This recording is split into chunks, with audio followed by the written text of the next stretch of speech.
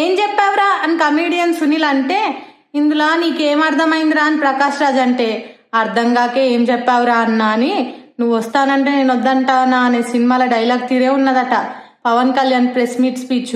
Clarity లేదు, ఖచ్చితత్వం లేదు. ఏం మాట్లాడుతున్నాడో, ఎందుకు మాట్లాడుతున్నాడో, ఎక్కడ మాట్లాడుతున్నాడో సోయి లేకుండా సొల్లి చెప్పిండట పవన్ కళ్యాణ్. ఎప్పటి తిరగనే బోనాల కాడ శిగమూగినట్టు ఊగుడు, నిప్పుల గుండంలో దుంకినోళ్ళ తిరగ శంగ ఎగురుడు, పసలేని స్పీచు, పనికిరాని డైలాగ్స్, ఫుల్ కన్ఫ్యూజన్. అంత గాబర గందరగోళం అన్నట్టే ఉన్నదట. యుద్ధం మొదలు పెట్టడం కాదు, యుద్ధం ముగించిన వాడే గొప్పవాడనే సినిమా డైలాగ్ అర్థం కాలేదేమో.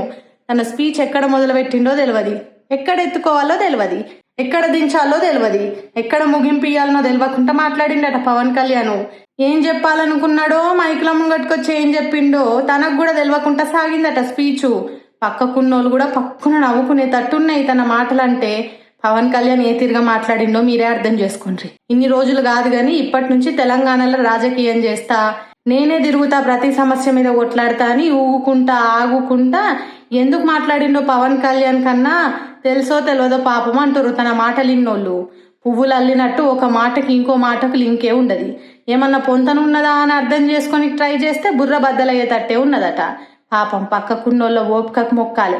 మాట్లాడేది ఏం అర్థం కాకుండా సప్పట్లు కొడుతుండంటే అర్థం పర్థం లేని ఆవేశము, సినిమా డైలాగులు తీరుగా కోపము, కొద్దిగా అయినాక వెనకకు తగ్గి మాట్లాడు. అయ్యో మయము, ఆగమాగము, ఈ రంగం ఇచ్చంత్రం, బండి వెనక బండి కట్టాను పాడుడేందో, గద్దరన్న నుంచి కాలోజీ దాకా అందరినీ నేను చదివాను అనుడేందో, అంత చదివినోడు తెలంగాణ వస్తే 11 రోజులు బువ్వ తినకుంటున్నా అని చెప్పుడేందో. ఒక్కటి చక్కటి ముచ్చటలేదు.